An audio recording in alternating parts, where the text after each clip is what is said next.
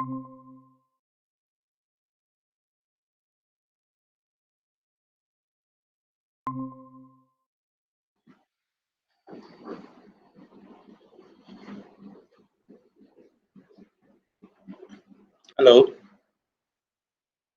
Hello. Can you listen?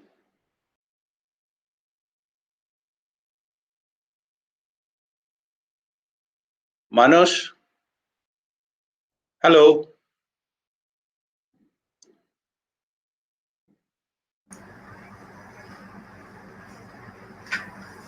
Manush, can you listen?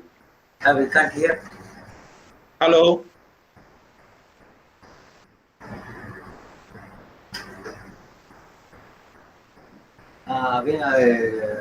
This one? Joel, we are not getting the sound. Joel, sound? Hello. Admit, you don't see somebody is coming. Go on, admit. Manush, can you listen me? It's fine. Should be fine. Hello.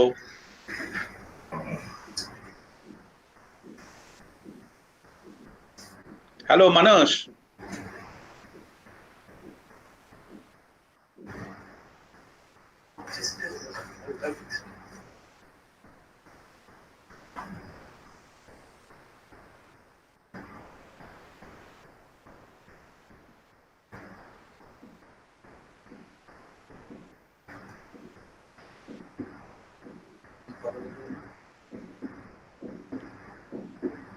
তুমি শুনতে পাচ্ছ আমাদেরকে?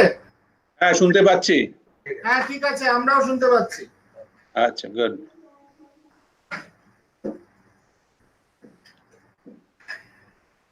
একটুখানি wait করি, লোকজন ঢুকছে, একটু ঢুকুক, তারপরে চালু করছি। ওকে, fine.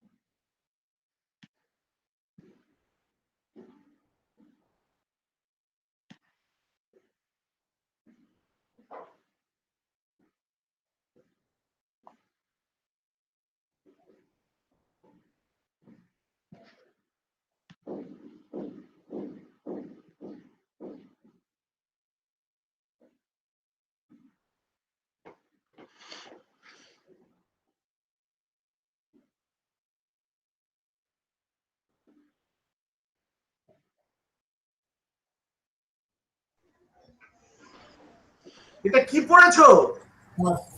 Good morning, sir. Good morning, Sujoy. How are you? Fine, sir. অপেক্ষা করছি আপনার টকের জন্য। তুমি কি দার্জিলিং এ আছো? স্যার, গেছিলাম বাজারে, তার বাজার থেকে না করে চলে এলাম। তখন মানবদা বললো যে আপনার মিটিং আছে, আমি একদম ব্যাক টু হোম আর কি। বাহ, ভালো।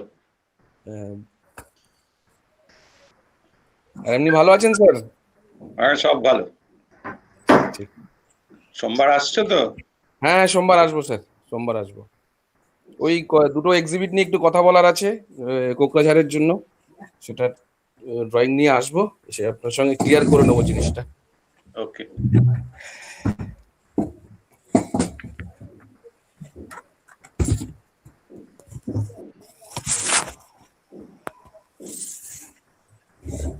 এইবার খুলে ফেলা যাবে সব।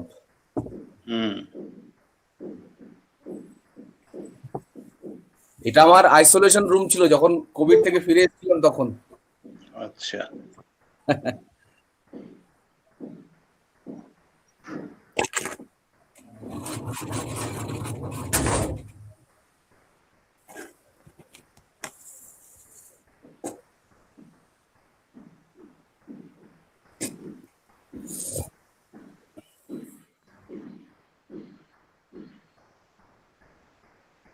আর 1 মিনিট আছে, 10:29।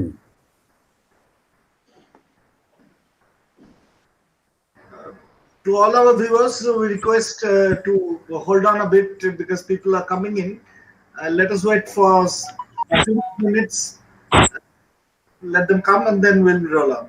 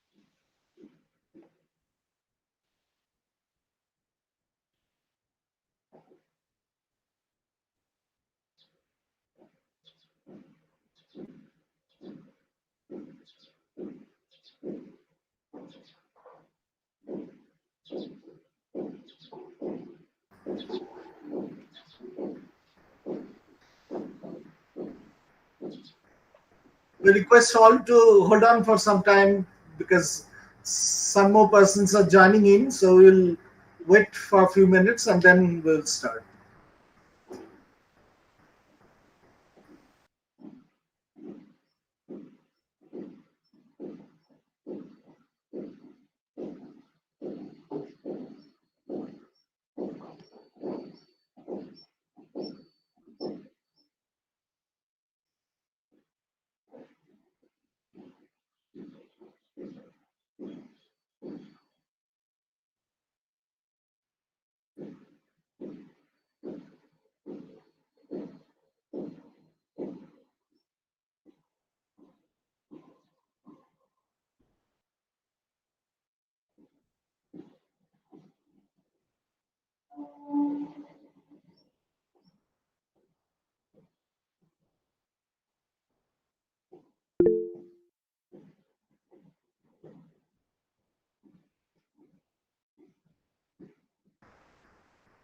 নটরাজ প্রেজেন্টেশনটা একবার টেস্ট করে নেবে। No presentation. আচ্ছা,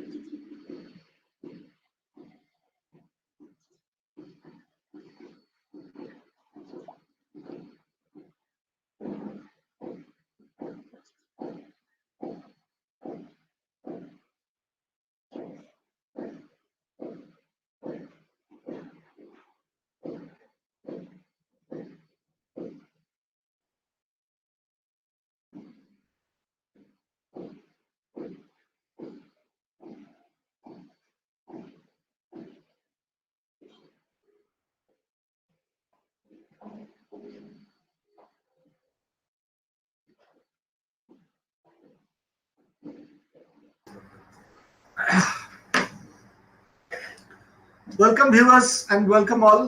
On behalf of the Regional Science Center and Planetarium Calicut, this is Manush Bagchi. I welcome you all to the 24th, to the celebration program of the 24th anniversary of our Science Center and Planetarium. We are actually trying to roll on a program year-long program that will culminate ultimately into our 25th anniversary, which is due on 30th January 2022.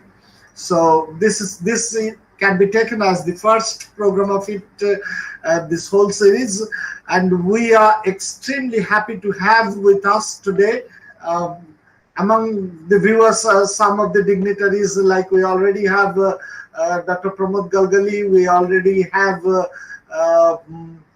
Manan Gopal Saha from VITM.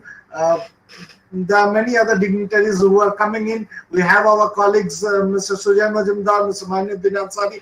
We welcome you all and we thank you for joining.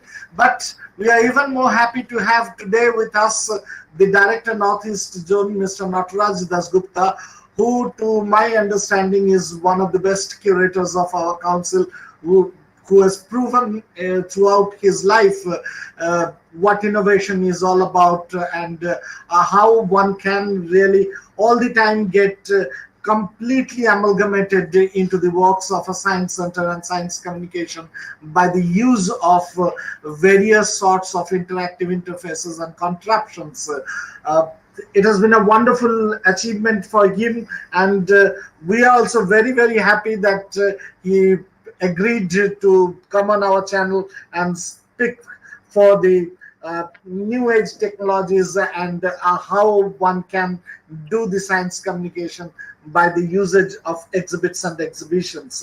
Mr. Nataraj Dasgupta currently is the director of the Northeast Zone, but to my understanding, he has made his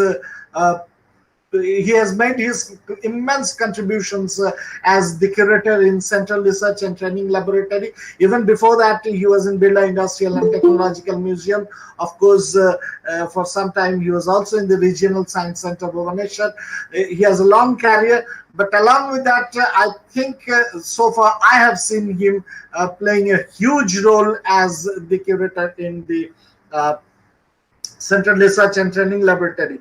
He had a degree in mechanical engineering from the Jadavpur University with a special in designing and with a major in designing and pneumatic controls. Later on, he also did his Master of Science from the Birla Institute of Technology and Science, BITS Pilani.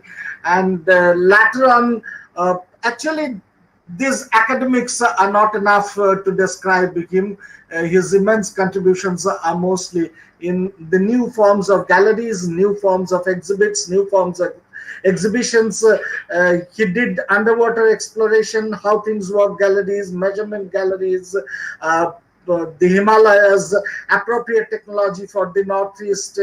He worked in the National Institute of Biomedical Genomics Gallery, the Sardar Patel exhibition, the virtual experiential museum, Varanasi. They're countless in numbers. His contributions are huge that way. So we are eagerly waiting for him to deliberate on his views on exhibits and exhibition making here, and the whole stage is yours, sir. You're most welcome to our channel. Thank you very much for coming.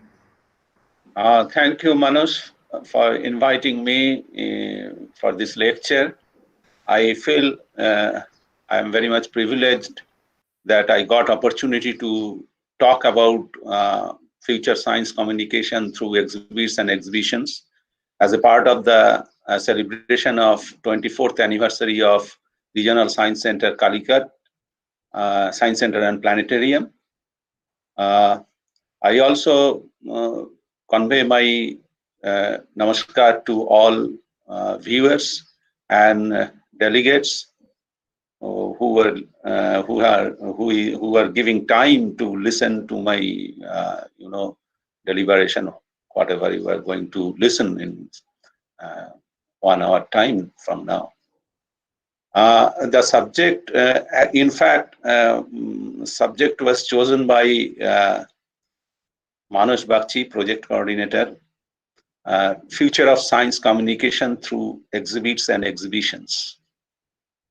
To talk about that, I will talk little about how science museums are functioning in India, and at what extent, and what is the impact of the science museums.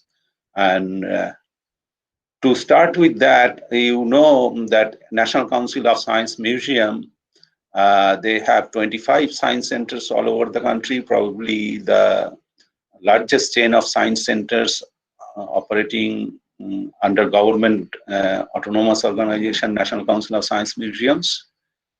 And there are plenty other science museums in different states. That is also in numbers, maybe around 30 or so, and many are coming up. In fact, National Council of Science Museum is the instrumental in making those science centers, science museums.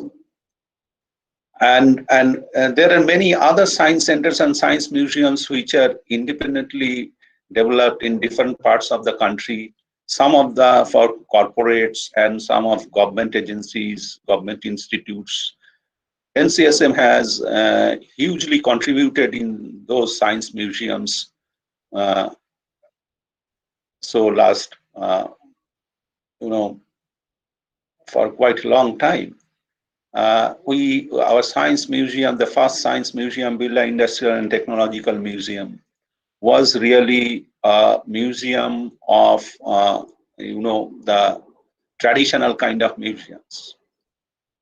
But what I'm going to talk about is not really the museum, what we know as conventional museums, like any other old museums. I am really interested to talk in respect of science centers. Science centers is a bit different from science museums, though it is categorized as museums. Science center,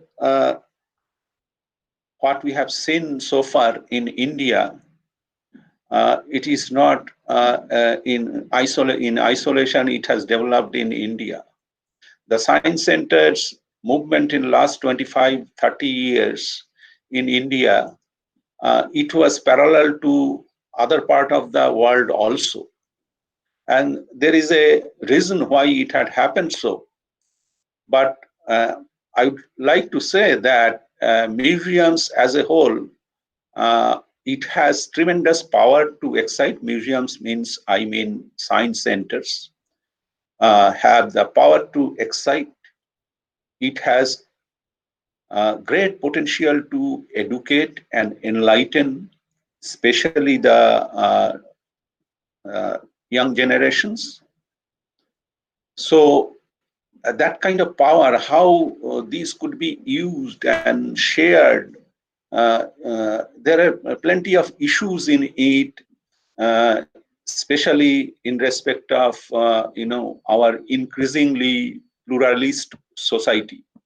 So we have a lot of differences in people. We have differences not in respect of culture only, differences in respect of the intellectual ability, the cognitive ability, and many other aspects of society. So that is why it is very challenging for science centers to communicate science and making people educated and let them realize that why science is so important in our life. I would like to mention in this context that during this COVID pandemic situation, probably people have seen and realized that why and how science is so important.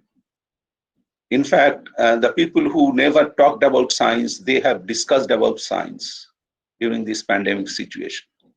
People who are of different fields, may not be in the line of science or so, they are also interested to know about science of COVID pandemic, because it is very much related to our survival, very much related to our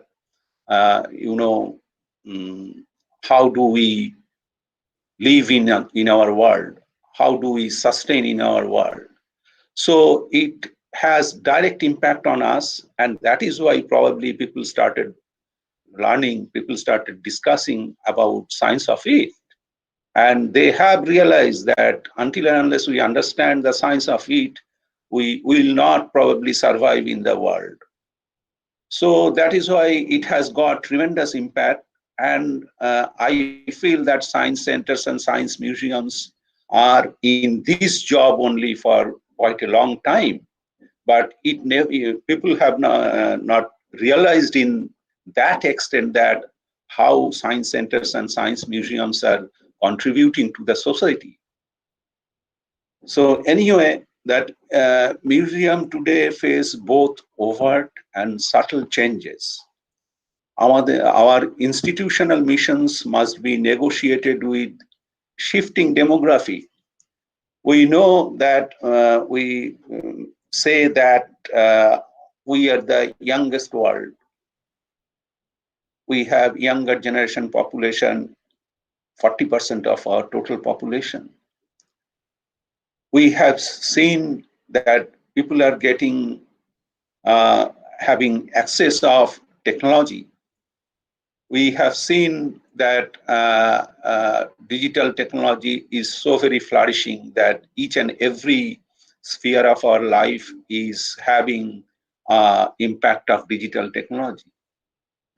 Some people have access to that, some people do not have access to that. People are having greater knowledge about its nature and environment and the man-made world. Some people are having access to that, some people have not having access to that kind of education. So we have a demography is shifting from conventional what we knew, what is basically based on the reality. But now it is not only the reality, it is also the speculative world. And it is also the imagination, what we are looking for in future. And the possibility what will bring mankind to a different level. So there is a kind of shift of understanding of nature also. And that is why probably science center visitors having different kind of expectation now. Earlier days, understanding museum means it is a storehouse of old and ancient objects. But science centers are not really so. Science centers, basically, they interpret science for better understanding and making people realize that how science impact our life. So that is why visitors are having much greater expectation from science centers and science museum, as we know the invasion of different technologies which are shaping our life. So naturally, people wants to know how we are going to face our future world. And that is true that this kind of ever-escalating technology is going to be more faster in future. So the change of technologies and the impact of those technologies in our life will be very immense and fast changing.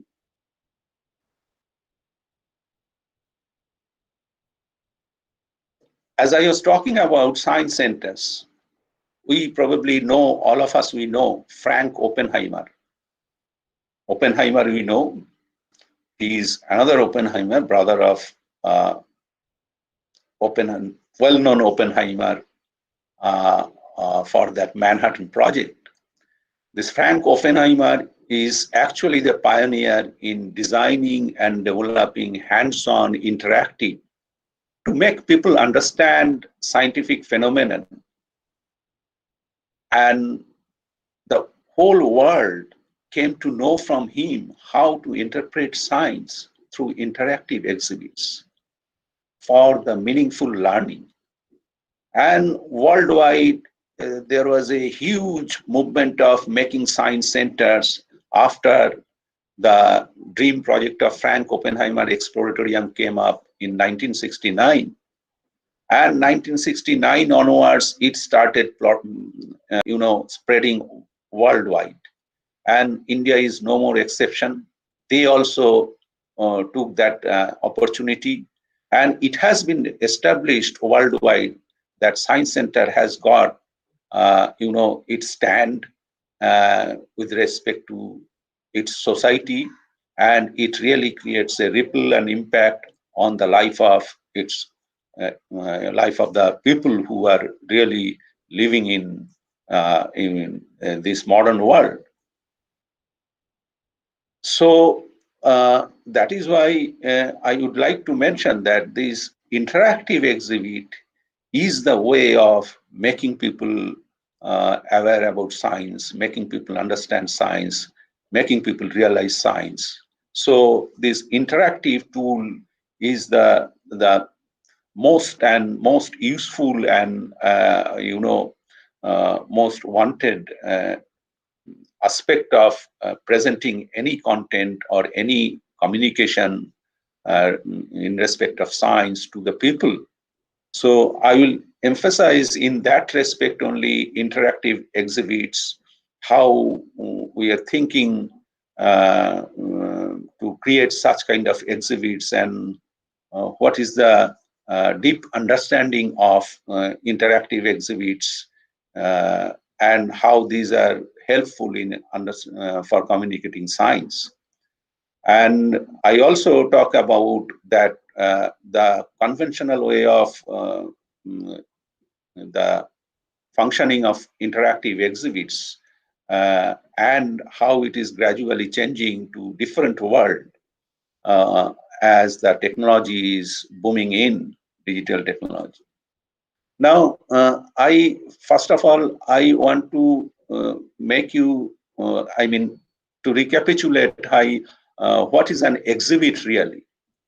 We never thought of that there could be a specific definition for an exhibit, but I can frame one kind of definition I would like to share with you. That is, an exhibit is an array of cues. This array of cues is very important for us. Those could be visual, auditory, and other sensory communications, maybe other kinesthetic communications. An exhibit is an array of cues purposely brought together.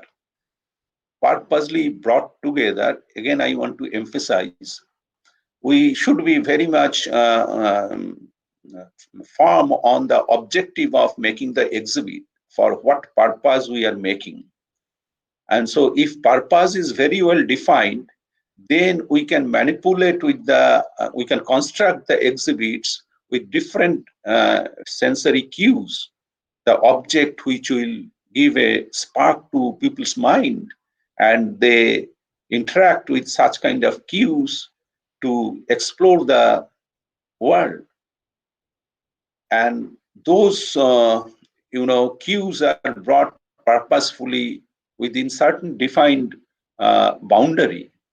Why this is very much required, I will talk about that later on. And we want to have a particular desired effect. So once again, I will read out this one. An exhibit is an array of cues, visual, auditory, and other sensory communications purposely brought together within defined boundaries for a desired effect. So if this is an exhibit, a definition of an exhibit, then we need to talk about each and every word, what I mentioned in that. I'll come to that later on. These exhibits could be of different kinds. It is well known to all of you.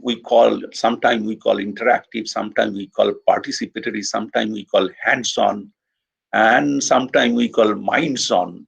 So these I'm not going into deep into of these terminologies, because these are very conventional in science centers and science museums.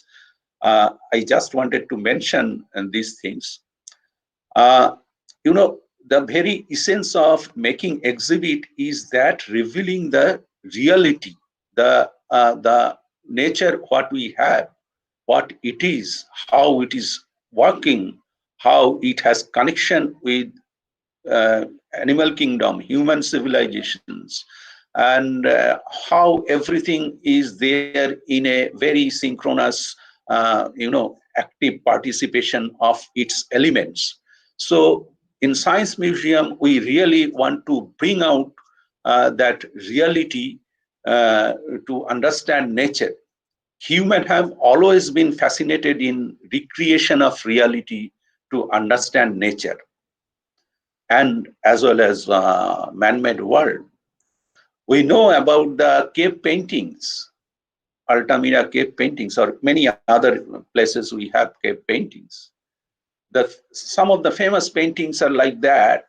A horse having several heads placed in different positions, or maybe a pig having 8 legs. So people wanted to capture the nature in the form, so that they can see forever them in whenever they like. So they wanted to create the reality, and if in contrast now we know that we have 360-degree VR visualization. So we are always trying to recreate the reality for better understanding of our world. We know that if you consider that the sky chart made with naked eye observation in 17th century end started there. And now we see black hole images and black hole simulations. So every time, all our endeavor is to recreate the reality for better understanding. And there, the philosophy of revealing this truth is very much true. I would like to mention one concept, one philosophical concept of, Immanuel Kant. He used to mention about the thing in itself, any object, any reality, what it conveys really. But thing in itself is very philosophically, it is like that. Any object is beyond perception. We do see objects, we do things happening. What we see, what we have, what the perception we have, it is out of our certain objective and prior knowledge and experience. But the object itself is having some other thing. If I give you example of one, a coconut, and if you see a coconut, and somebody is not aware of this, and they may ask something. They may say, their perception can describe it in different fashion. Somebody may say, seeing the coconut shell, it is like stone, it is like something, spherical objects made of metal or whatever, if it is not known to them. But we really do not know what is there inside until and unless I break it apart. There is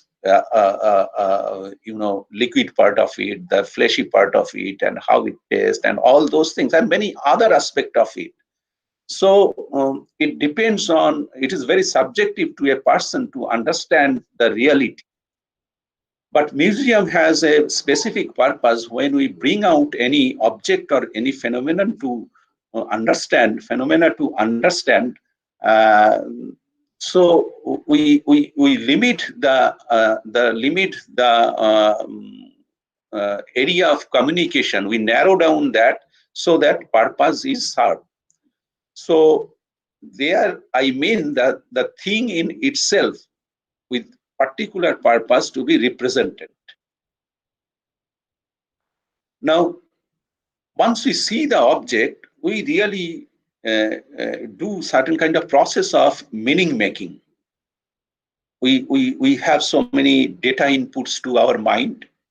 We have some collection of data in our mind. We have experiences. So we try to correlate those things with the thing we are seeing or experiencing, and a great part of meaning making process goes on. The process of meaning making is the process of making sense of experience, of explaining or interpreting the world to ourselves and others.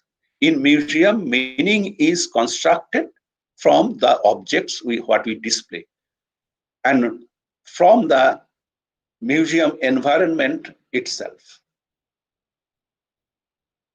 At the most basic level, we don't really perceive separate objects at all. This is very typical, process of seeing things and understanding things. We perceive our nervous system responds to a boundless flow of different inputs, electromagnetic waves, biochemical reaction goes on inside our body, and our brain slots certain neural responses pattern into sensory pathways we call as sight, smell, or tactile, whatever way. Those are simply a tool to accumulate, data from environment, and assimilation is done with the brain, and there it goes the meaning making process.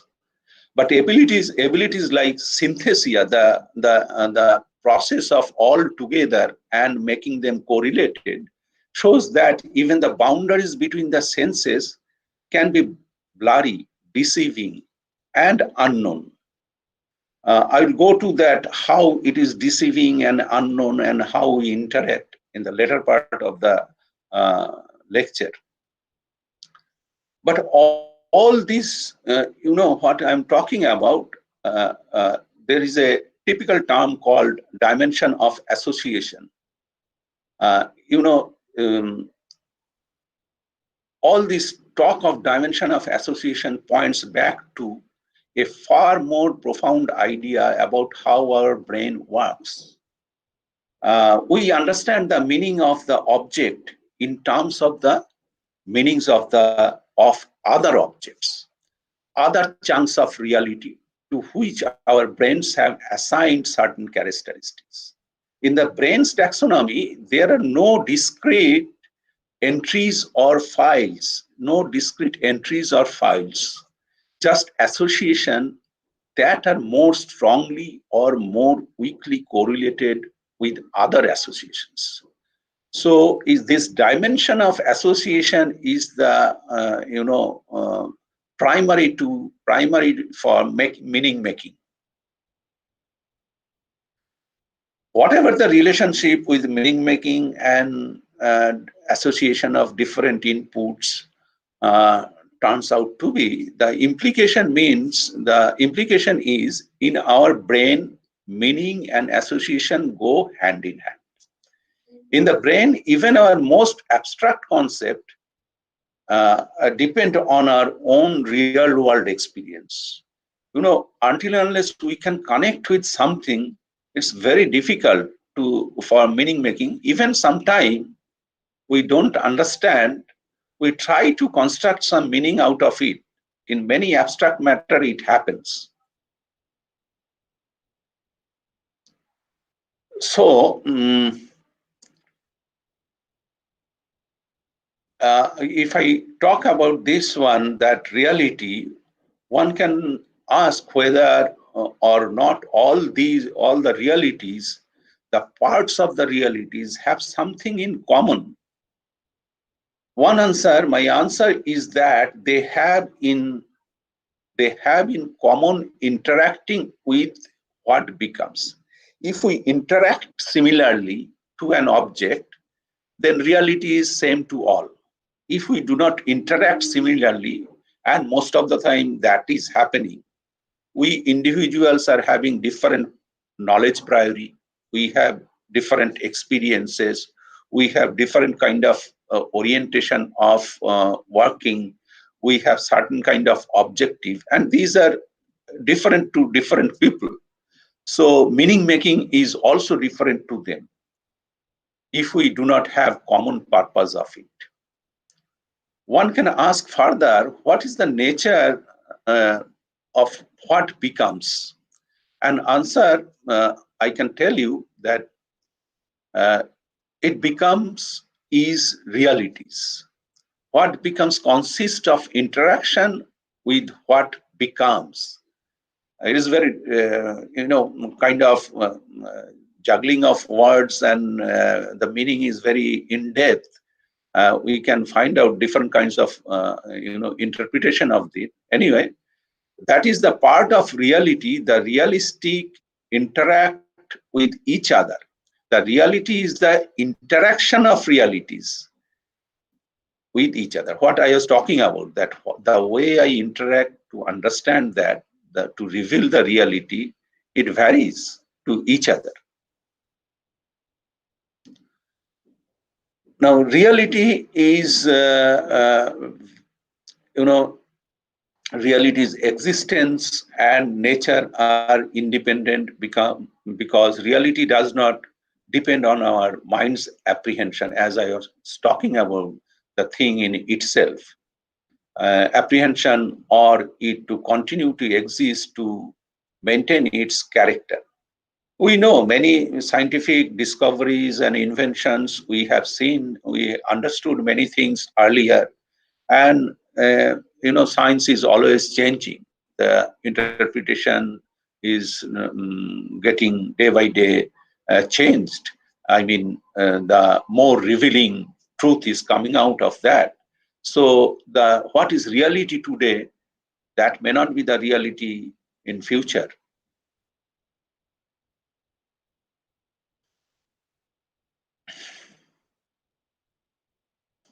So the problem, what is reality, arises from a consciousness of ourselves as living in world, which seems to be outside of, and yet is the cause of our conscious life.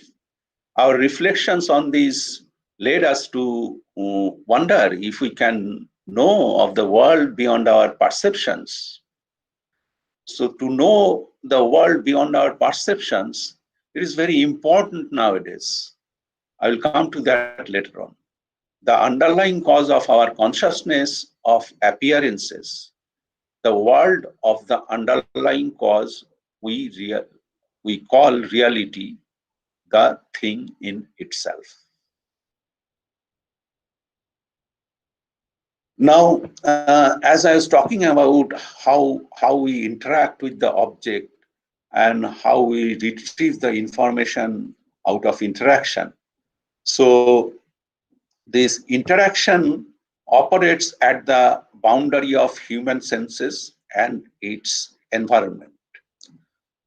With the pervasive advent of digital technology, the boundary is really blurring and creating new context and meaning beyond the conventional hands-on interaction. Over the past several years, museums have been really pushing to try to introduce more technology purposefully. Designers, the exhibition designers now have the responsibility of making sense of this continuously evolving digitally mediated world. So I actually think that the future of museums lies in more creative and innovative ways to have the integration of different mediums and technologies, right? There are plenty other aspect of it also, like softer part of it. We know that earlier traditional model of museums was kind of passive observations, and the later part of it became little bit of active, and gradually it entered into interactive one. Then it became interpretive engagement type, then experiencing type nowadays, and it is gradually shifting. And other part of it, like when we make exhibitions, it is exhibits are no longer framed by experts' appreciation. Instead, they acknowledge the subjectivity of overview of multiple perspectives. This emerging mode is particularly evident in the popularity of interdisciplinary, interinstitutional effort in making science museums for better science communications. In respect of making science interactive exhibits for science communications, I will talk about 8, the design thinking concepts, you can say design axioms. The very first is that when we make science museum exhibits, we do consider many aspects, but the very important aspect is that function over form. Worldwide, we have seen and the infusion of designers from different world made these science exhibits, science exhibitions more of importance in respect of aesthetics. But I read one article by Frank Oppenheimer. When he made Exploratorium, he insisted upon the structure of the exhibit should be very, simple, very made with simple materials, not very colorful one. He insisted upon it should be to communicate the purpose of it, the functionality of the exhibits, not the look and feel of the exhibits. So function is more prominent than the form. That is why the function over form is so very important. We must omit everything superfluous so that the essential is shown to the best possible advantage. We need to strip off the object of all pretensions of functions, makes it all more aesthetically appealing. It is not that always colorful things and everything, every good-looking one will be very appealing one. Our exhibits has got certain kind of purpose, so purpose is the prime consideration for that. The next is the empathy and focus. Nowadays we talk about visitor-centric, exhibits, user-friendly exhibits. Earlier days, it was like a work of curators. It was like that presenting the how knowledgeable is one curator is. So it was basically a fulfillment of wish of curators or maybe the institution. But nowadays the thing is different in the way this is more important that for whom we are existing. So empathy and focus is prime consideration nowadays for making such kind of exhibitions and exhibits. We need to understand users' need and what do they want, how do they do, how do they like to handle the exhibits, the way of communicating with them. And nowadays we also talk about personalized communication. People have different kinds of demand. So I may be thinking of knowing about certain other aspects of the exhibits. If those opportunities are not there in the exhibits, I may be disheartened to see that one. And some other people may have something else. So we always look for personalized content delivery. That is why the present day design of exhibit has come up with multi-layer system. So if you go layer by layer and you explore more and more the concept what we present in our science museums. So empathy and focus is very important in respect of making such kind of exhibits. Another part is that it is very common for any product design, we call it intuitive design. Connecting intuition and experience is another aspect of consideration while making such kind of exhibits, which will be handled by public. Design does not become intuitive by magic. We need to consider how people behave with certain objects, their philosophy, their physiology, their anatomy, their psychology, and so that we can make things intuitive. And the experience design as intuitive because we have encountered something like that before. That means I mean to say, until and unless you have the common notion of making handling objects what they have used earlier days. If I am to mention again Frank Oppenheimer, we know that doorknobs are basically round, and we rotate them to open the door. But what Frank Oppenheimer observed, that if it is not round, if it is square, it would have been much easier to operate. So probably it's a kind of mistake in our design and perception, but it is persisting in our day-to-day life. We prefer to have circular one than square one. So why I'm talking about this one, because now this kind of experience of rotating a knob, if you have in science museums, you should look for something like what they are accustomed with, not your new inventions.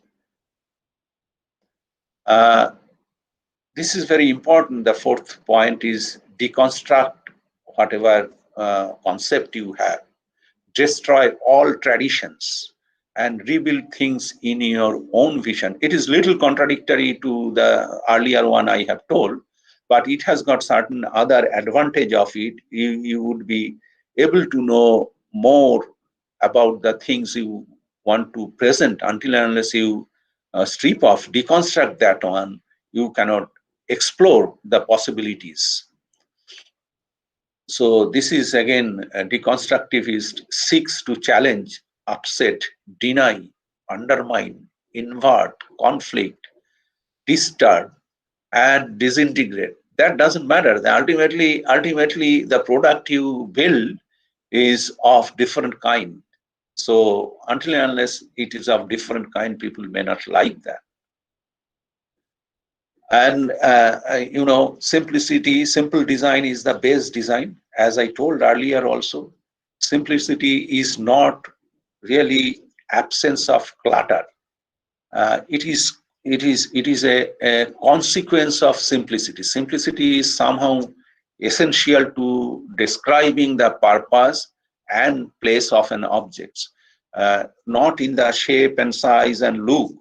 It is also how we present the content, how we'll construct the content, how will we communicate this one, this message of it, how people gets engrossed with that, engaged with the exhibits.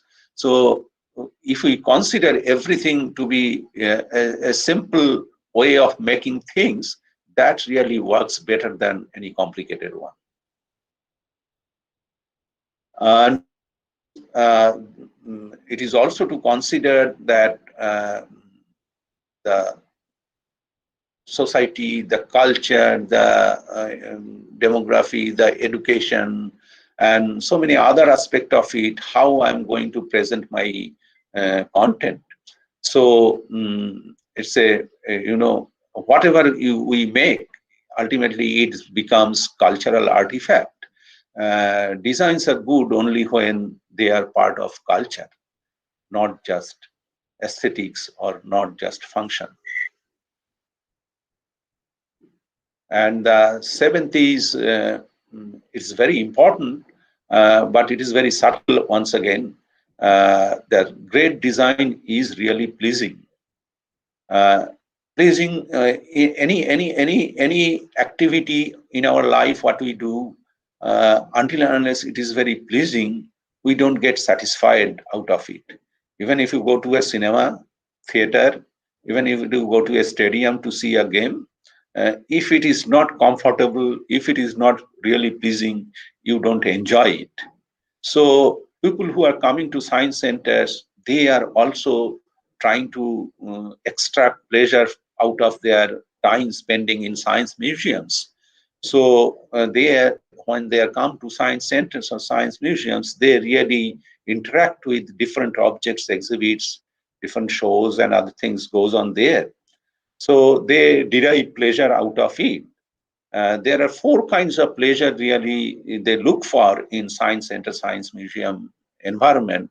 That is, number one is, I call it physiopleasure. Pleasure derived from the senses. We have five senses, and I say there is six senses also, not the way it is presented. It is assimilation of five senses and many other aspects of humankind, like knowledge, experience, and all other together. Sometimes we call it as interpretation of our mind. So pleasure derived from the senses is very much important. As you enter to the science centers, if the architecture, the outdoor landscaping and other things, if it is not really impressive one, we don't get a satisfaction going to that place. This is in general aspect, but for each and every elements in science museum, until and unless very well designed, so that they are people can derive pleasure out of it. I'll give you one more very simple example. Like, if you consider the car steering, in early days car steering was made of very iron rod made in a circular shape. It was not having any soft cover, and later part of it came with beautiful cover on the steering ring. It gradually came out with very softy one, and feeling very soft of gripping that one. And afterwards it came with certain kind of other shapes, so that it is ergonomics. You can place your hand as it is comfortable to place there. So gradually car steering design changed in such a fashion that people will feel some kind of comfort, pleasure. They can derive the pleasure of handling that one. So our exhibits are also like that. So we should look for kind of design where they will be happy to handle those exhibits, interact physically with those exhibits. Physically means it is not only tactile or kinesthetic. Physically means with all kind of senses, because this is important. Now the conventional way of making exhibits and presentation is changing to digital world. There also we have kind of pleasure derived out of physical interaction. Then the second one is, I call it sociopleasure. That gives you a social identity. When we go to any function, say for wedding ceremony, we go there, to meet different people, to know others, to let other people know myself or somebody else. And this also happens in science museums too, science centers too. Science center, science museums, we call sometime earlier, we used to call that exhibition as participatory exhibits. That means we are making conversation with the exhibits, conversation with the co-visitors, and conversation with the exhibit has taken different shape in digital world nowadays. you know now people are able to communicate with the machine, I mean computer, that whatever way I want to get the information from that, I get it. Whatever question I have, I get the answer immediately. Or the computer itself follows me, and they deliver content as I want. So in it's a kind of virtual social experiences. In Science Museum also it happens. So we have many kind of other programs to communicate with the people. We have science shows, science demonstration, lectures, and other things. We constitute a group of visitors as a family and a social gathering. So if I find that going to that, I get my, importance of my identity, my entity, and I get the respect of my eagerness to know science or my knowledge. So I get, derive pleasure out of that. This is called sociopleasure. And next is that I call it psychopleasure. Psychopleasure is that pleasure from the satisfaction felt. I will give you one simple example. It happens to aged people mostly. Like if someone goes to ATM, now ATM is very common. Earlier it was difficult. Nowadays also they are changing the interface that it becomes sometimes unintuitive because of a lack of experience in that area. So earlier days we used to thought that we'll give pin and physically typing something and ultimately we have to get the money. Later on it came out with touch screen and other things, now with chip card and so many other things. Now earlier days that people were specifically aged people, they are afraid of doing this kind of interaction with certain machines where I am supposed to get the money. And if they achieve that after inserting the card and doing so many things on the keyboard and money comes out, then they get certain kind of happiness in their mind. They feel, yes, I have achieved something. This is a very simple example of it. It happens to our science museum exhibits also. Because it is two-way interactions. If I do something and in return exhibit does something else and it communicates something, then again I interact. We have a series of interaction, multiple interaction, and there are multiplicity option, which is very much important for interactive exhibits. So once I do these things and I whatever I wanted to see, then I feel very satisfied with that one. This is called psychopleasure.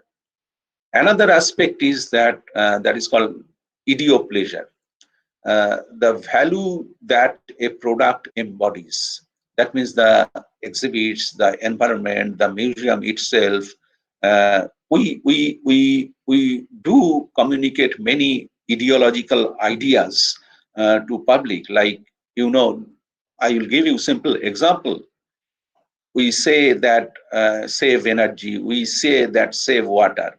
But if you find somewhere tap is dripping and you find somewhere unnecessary lights are on, people feel that what they preach, they are not following it. And different other kind of aspect is also there. We do ask people to follow what we say, like in respect of conservation of our environment, in respect of different other aspects, so that our earth becomes sustainable. So we teach them, we preach them many of the aspects. So if those things are not going with the ideology of visitors or public, they find it is difficult. They see something different into it, and they may communicate something displeasure out of that. So deriving pleasure out of exhibits, as it is both ways working in respect of as a whole the entire entity of the museum itself, and the particular exhibits, even the particular exhibits having several portions of it, the physical part of it, the soft part of it, everything should satisfy them. So, as I was talking about this pleasure of the senses of human body, sight is the greater trigger for our excitement and knowledge. Every day, what we see and interact with significantly enriches our lives. We perceive up to almost 80% of all impressions by means of our sight. That means remaining 20% is for other sensory perception. In fact, we depend on sight so much that seeing something influences how our other senses register feedback. Yet seeing the world around us, that which is real, is only half the equation. Why it is so, I'll come to in other part of it in my lecture. We take as much or more pleasure in the unreal, what we imagine or encounter virtuality.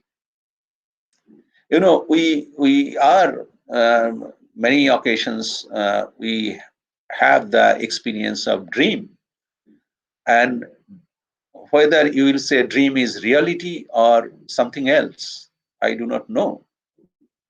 But for the brain, what it interprets, it is reality to it. In many such things happens. I will talk about a little bit of reality and virtuality in my lecture also. Anyway, bringing the unreal into the real world has been a long time human fantasy. It's possible to look at example like imaginative fiction. We know that we have seen many science fiction movies, transcendental meditation, and psychoactive other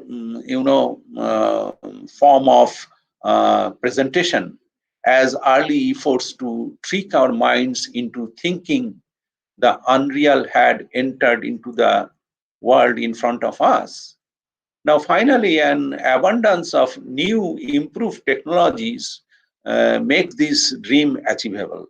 As we know, that digital world is making us seeing things differently. And not only for the futuristic among us, for thousands of years, humanity knew only one reality, the actual or conscious reality. Conscious reality. And for thousands of years, people wanted to escape out of it. They fabricated tales and epics, taking the reader or listener to faraway shores with unthinkable landscape and mythical creatures. They didn't have the tool to create an animate experience. Luckily for us, we have these tools now, and they are getting better by the day. This is one part of it, but we know that there is unseen world, what we really cannot perceive with our eyes. If we think about how inside our body things are functioning, how it is working, if we think about how underground lives are living, those are not perceivable, those are not visible to our naked eye. So those kind of reality, which is not perceivable otherwise, have become perceivable, and our perception goes like that is reality. So that is only possible with the digital advent of digital technology. Now, this reality and the virtuality, the imagination, world of imagination, or the something of possibility, how they are related. Based on a brief overview view, this is kind of philosophical problem of virtuality. New approach to virtuality is like that, to characterize the representational, I mean to say information, cognitive information, cultural communication, all these representational technologies in the internet age. I suggest the thing is that Aristotle's dualistic ontology system that distinguishes between actual and potential being. There was nothing in between. But in modern days, it is becoming a bit complicated. We cannot have this kind of dualistic presence, either or. But we have a continuum of, reality and of potential being. That means the virtual world. So this virtual form of being, actuality and potentiality are inseparable and they are intertwined.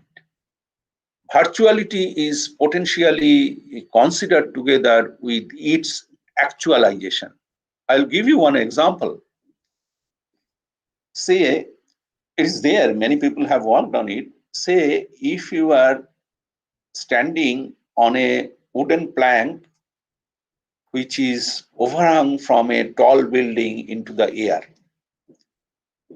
It's like, just like a cantilever beam projected out. And in reality, you are asked to walk on that and jump into the air. We can understand what could be the situation there.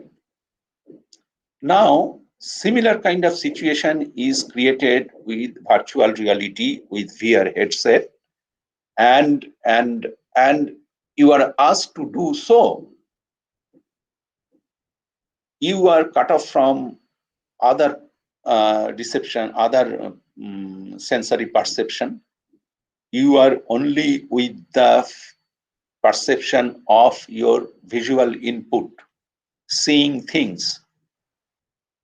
And you are trying to manipulate, your limbs so that you walk down the plank and try to jump into that. It was found that in this experiment, 90% didn't go a single step into that. But it is not reality. But our brain is deceived. Brain is deceived by some kind of virtual, visual inputs, what I am getting. It is mimicked like reality, but not the reality. But brain feels it is reality. So it's very blur, virtuality and reality. Probably nowadays people have started thinking virtuality is also one kind of reality. So the virtual world and how we take the input from virtual world, how we interpret the things, how our knowledge priority goes into that and makes us to understand things. This is the subject of research and people are doing that. And so I feel in future, probably the reality will take us long way, so that the entire arena of understanding science and technology through exhibitions will be little different. It may not be so. You have to have always something physical in existence. So this kind of virtuality is potential considered together with its actualization.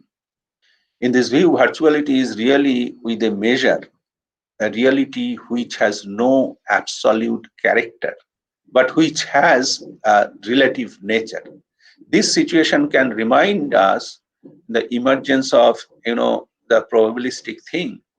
concept of certainty, and now the concept of reality is reconsidered and relatively studied with respect to the virtual input to our sensory systems and how we interpret.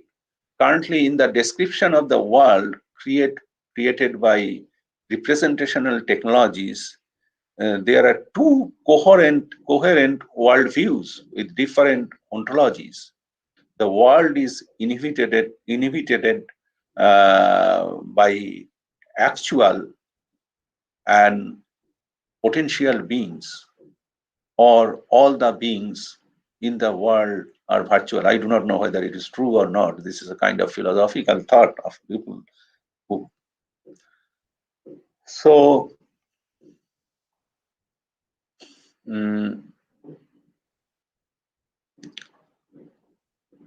so what we are going to see in future, the Science Museum exhibits science exhibitions at present, and what it is going to be in future in respect of values. Earlier days we used to seek simplicity, and now we are inclining towards embracing complexity. Earlier it was a role of expert and very much deciding one, what it will be, how to present it. And now it is shifting towards collaborator facilitating one. Sometimes we call crowdsourcing, co-design, and co-creation, and sometimes inclusive design. Inclusive design doesn't mean it is accessible to everybody. Inclusive design means also done by the people who are going to handle it. It's a kind of DIY kind of thing. And in case of construction of the content and the presentation, it was very direct earlier days, and it is shifting little in the form of mediated one. It is through different kinds of new medias and through different forms. It is not very direct one. And earlier days we had certain kind of idea of making things the absolute, making the perfection was the aim for making things, that this is made in such a fashion that it does this limited function of it. And but nowadays we are looking for that, finding out what are the other opportunities of it. And we find in future it may be of some form, or maybe in recent days it will be changing into some form. So, and technology is very fast changing, and our understanding is also changing. So we keep it little open. We think of that, let us do for the time being good enough for now, and gradually it will be evolving in different forms. So different ways of communicating science to them, or different understanding of certain aspect of it.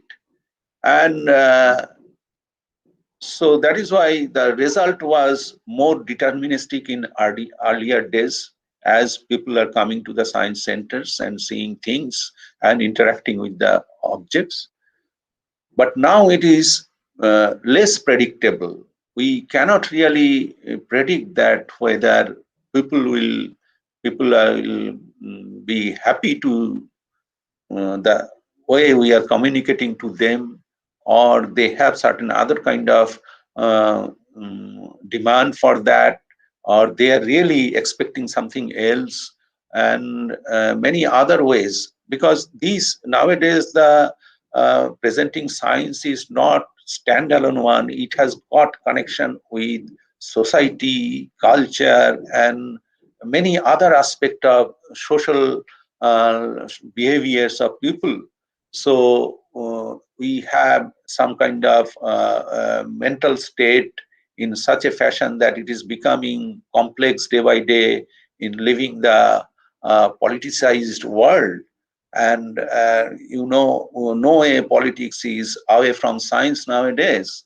So we need to think how people will interact with our exhibitions or exhibits, how we'll bring in social aspect of it, and which are really we need to look into, so that how to understand that science impacting those kind of areas of human intervention. So it is kind of open-ended one, and we need to day by day adapt and grow. It is not a complete and end state. It is continuing to be in future. So science museum, science exhibition has to be something like that to face in the future world. So I would like to conclude with some message that we live in increasingly mobile, digital, and virtual world built of personalized user experiences and services at our fingertips. It is evident that museums must find new ways to tell stories and engage their audiences. As digital experiences and physical spaces merge, how will be the audience and who the curator? Will museum function exclusively in the cultural sector or continue to expand into other markets? How? How and where will content be exhibited and delivered? Museums in digital age explores the implication of pervasive virtual life and shifting demographics, which, with the aim of progressing strategic ideas and design concepts that can be shared and co-developed further. So it is speculation, but probably the speculation we need to explore in coming days, and we need to act accordingly. Future is not like uh, foretelling for that. Future, we have to look into such a fashion how we act now. That's all. That's all my whatever I wanted to tell you.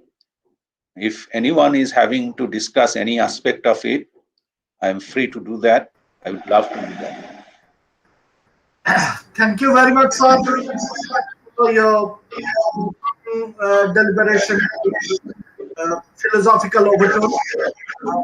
We will take the questions. If you have any questions, kindly come in. You may in the chat box, or you may also just unmute yourself and ask the question.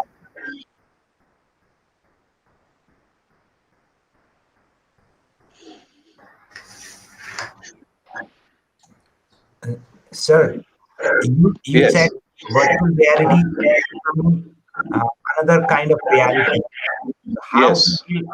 can you once again give light on this concept in museum setting?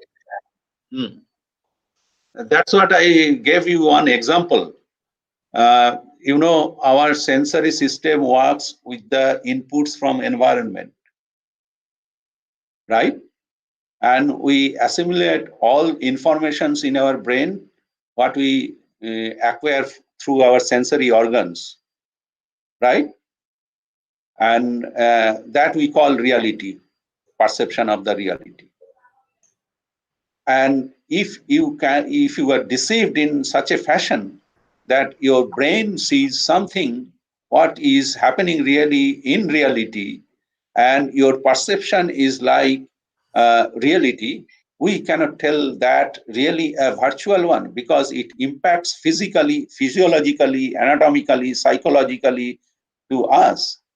So People are considering that nowadays, they are considering that virtuality is not really a virtual world.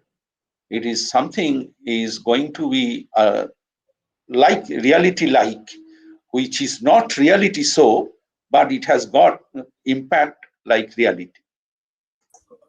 Okay. Thank you, sir. Thank you. Yes. Any more questions? And while others are trying to frame their questions, I have a question for you, sir. Yes, yes. My question is that what should we seek when we go to the science museum? People generally, we know they seek pleasure, but whether it's pleasure or pedagogy, we are running into a type of system in which quite often we find that the exhibits are sweet nothings. A nice thing to see, a nice thing to look at, but it doesn't give anything out of it. Yes, yes. Yes, I understand. It is a very interesting question. You know, there is a notion that science museum is the place where we insist upon learning. We insist upon learning. It's though it is not formal setup for learning, we insist upon learning. But what I feel is this kind of notion is gradually changing. Science museum should be such a place where people will come and they will have. It was there earlier that we used to call free choice learning, but it is little different from that. Thing is that science museum should represent the reality, the truth, as it is true for everybody. There should not be any kind of biasness, any kind of misinterpretation. We need to bring out the reality of our world and let people derive whatever they want to derive from it.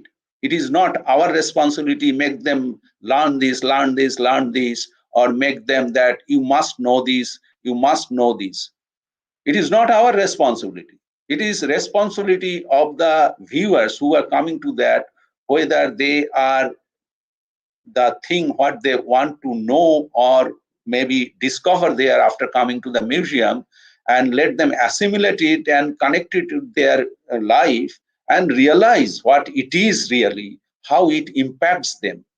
It is our role is to facilitate, not to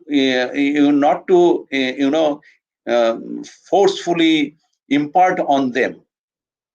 So there it lies. Until and unless people are having pleasure of going someplace and enjoying the things what they are having there, and they will automatically gather the thing what you want to convey, if it is correct, if it is correctly presented, and you need not bother about that, whether they are learning or not. They will learn automatically. Your role is to bring it to them as it is, without any deformation, without any biasness, without any misinterpretation.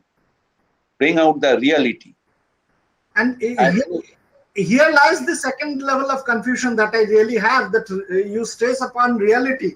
But reality is layered. Reality is very much dependent on the point of view.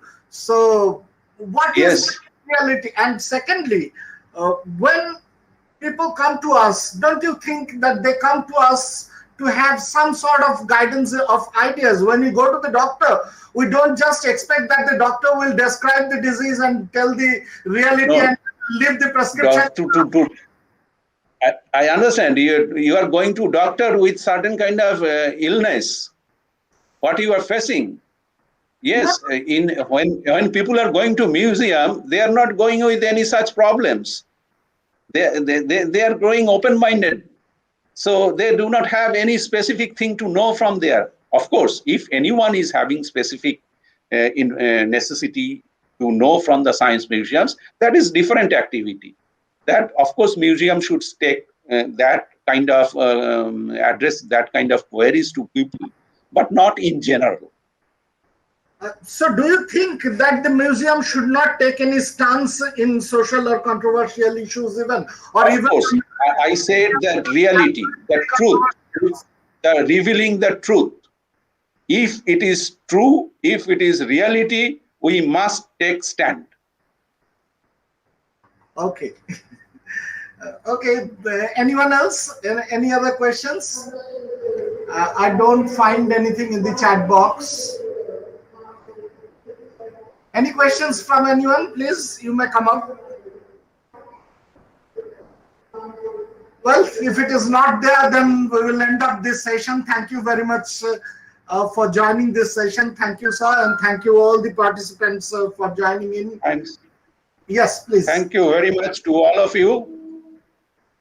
Yes. So we will continue with our program, and we welcome you into the next session if you are interested in. So, well, with this, we end up this session and look forward to the next one. Thank you so much. Thank you very much. Thank you.